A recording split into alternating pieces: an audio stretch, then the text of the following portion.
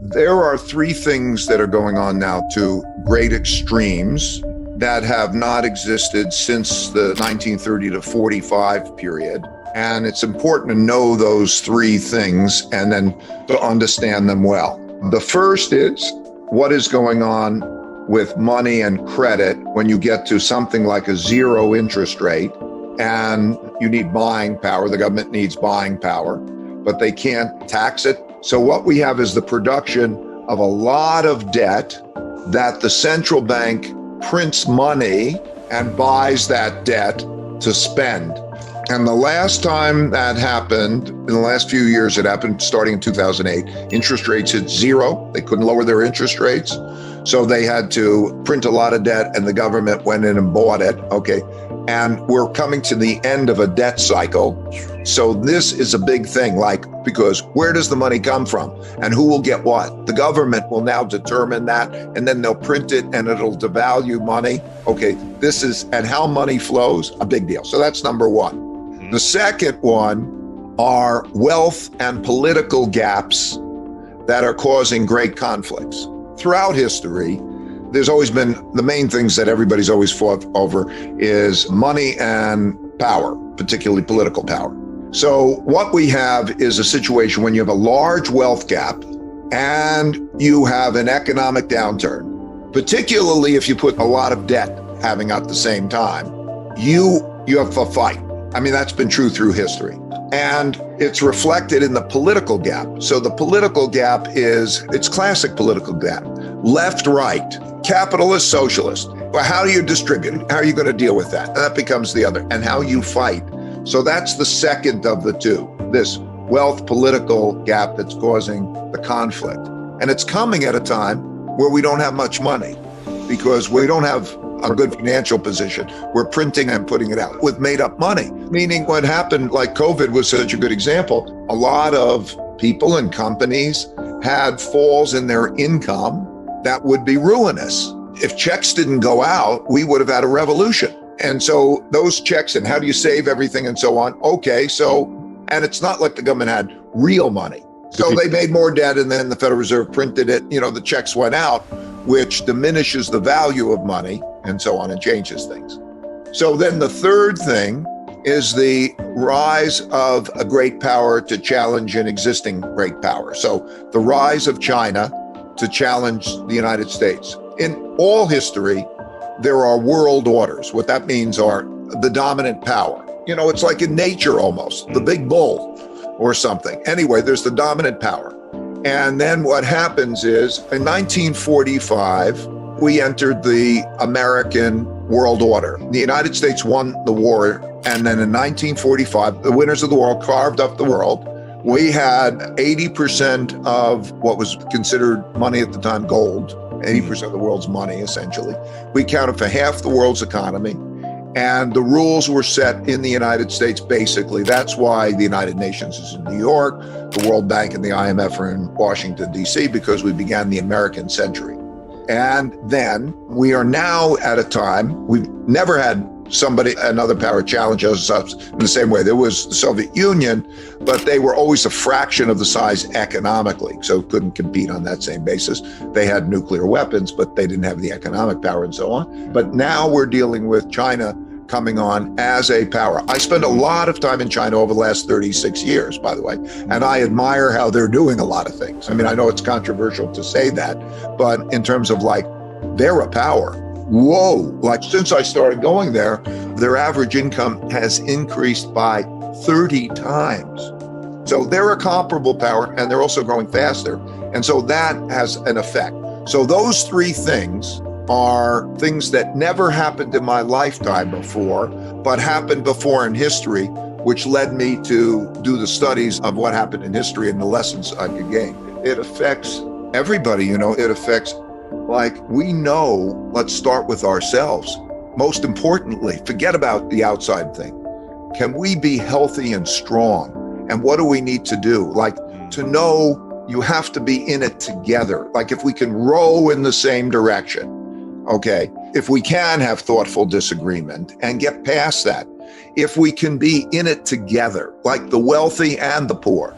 It sounds so difficult, But at the same time, if you read history and you see what happens when it's not, when you have a civil war, like we could be on the brink of a civil war. That sounds so crazy. But the truth is, in most countries, almost every century, there was a civil war or a revolution, some form of civil war or revolution. So it's almost inevitable that we're going to have something, okay? You either resolve it or you start fighting so badly that you really, once you cross a certain line, there's no coming back, because you do the damage, you demonize, and that person's such an enemy, or that class of people is such an enemy that the communication's gone and the fight. Well, you see this in politics today. In other words, is there a respect for the system and a mutual respect of trying to resolve these types of things? Or will they go to any lengths to win? Because a constitution or law will only carry you to so far, okay? There has to be an element of respect for it, right? If you think about, I want to distinguish, there's big differences in opportunities. So let's say, supposing you have two people of comparable opportunities, the marshmallow test is you take a kid and you say, okay, you can have one marshmallow now, or you could have two marshmallows in 15 minutes if you don't eat the first one. Once you start to realize that deferred gratification is going to make you better and so on, and you start to count how many days, weeks, months, or years can I live if I don't have money come in? And you start to focus in on that. That's the first step, okay? Like the marshmallow test. So I want to save. You got to start there. Then if you do that, you're necessarily going to go save in what? And then you'll start to get exposure, how these things are different. Okay, then you start to care. I can have one of these and one of those, and you start to experience, and then you start to learn. And basically, that's what makes the difference. When it comes to the money, now at that moment that you don't want it, you have savings. That means I want savings. So the next thing inevitably that's going to come at you is, where do I put it? And then you get your choices, and then you experience it and you learn. I think first, calculate how many days, weeks, months, or years you can live on your saving. Because when you do that, you'll gain security. So look at how much you're spending and then say, how much do I need? And whatever that number is, you're going to need more than that, because it may go down rather than go up. So now, do I have a year's spending? I think you start there. Then you start to think, what are the things that are most important for me? And then you start with your business or your residence that have a symbiotic relationship and that you know well. If you start with your business, okay, you're closer to that, investing in yourself, whatever that may end up being, that may be your best investment. But if you're in a job, that's not the thing, because you're in a different position. And then I really think there's something good about your home, a basic thing about your home, because it's nice forced savings. And it also means that you fix it up. You're saving, you find out there's, oh, well, if I add this thing or that thing, and you're enjoying it. So when you're enjoying it and you're controlling it and it's yours and so on, that's pretty good. You know, if they keep mortgage tax deductions and so on, you know, there might be some benefits to it also, okay? But that's not a black and white answer. You know, so you could take a short pencil and say, is it better to rent or buy? Okay, that's a different question. But by and large, am I going to move? You know, all of those other questions. So when you start with, okay, what is it that's close to home and how much? You need a certain amount that's liquid. In other words, you got it in your house, you got to make a mortgage payment or something, and all of a sudden, you know, it's not liquid and you lose your job. Well, that can cause you trouble. So how much do I have that's liquid? How much do I have that's not liquid? Okay, and you start to get those things right. Pretty soon, you're getting yourself in good shape. And then you're also having some experiences, and then you go beyond that. So you start to, okay, what's a stock? What's a bond? And then, you know, you learn through experiences. I learned through my experiences. I started when I was a kid, 12. I used to caddy, and I took my caddying money and I put it in the stock market. And I was lucky. What happened to me, by the way, is I took my caddy money and I bought the only company that I ever heard of that was selling for less than $5 a share. And I was really dumb. I thought I'll buy more shares, so if it goes up, I'll make more money. And it was the only company. It was a company that was about to go broke, but some other company acquired it and it tripled. And I thought, this is an easy game. And I like it, easy money. But you experiment and you learn. You earn $100 and you spend $105, that's misery. If you earn $100 and you spend $95, you'll have a good life. Basically, I know so many people who don't earn much, but are there. Because if you start to think about what it is that it costs you to live in terms of, let's say, the basics, give me a sleeping, give me the food, let me be educated, and so on and so forth. I think most people can get themselves in a position where they're net positive. So if you can be net positive and you could do that, that's number one. Then I guess it was the list that we went to.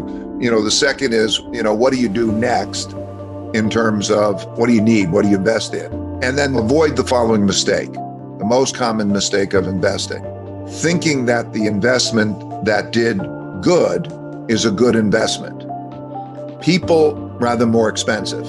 The things, quite often, those markets that did really, really well became more expensive, and everybody, smart money, is all the time comparing them and competing.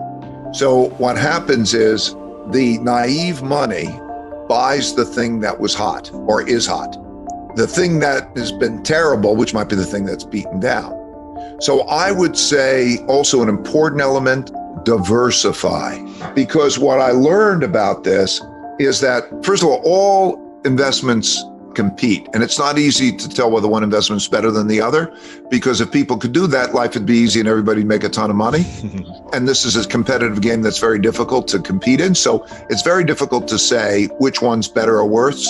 You could take experts and do all sorts of tests, and you'll find out that they can pick that, and you can't tell whether the worst ones are going to be better. So because of that, you understand that even picking the best ones is difficult. And particularly if you're naive, like we spend hundreds of millions of dollars each year on research to try to give us an edge. Wow. Okay. Now you've got to compete with us. So competing in the markets is more difficult than competing in the Olympics. But there are more people who try harder in order to do that. So it's a zero-sum game. But diversification will reduce your risk without reducing your return. That's critical.